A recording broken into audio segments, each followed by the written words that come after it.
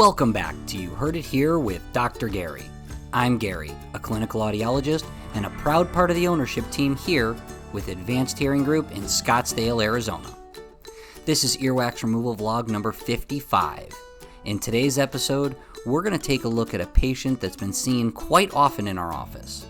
They're seen for wax removal about every 8 weeks. Yes, believe it or not, all that junk you're seeing in their ear has been produced in the last 8 weeks.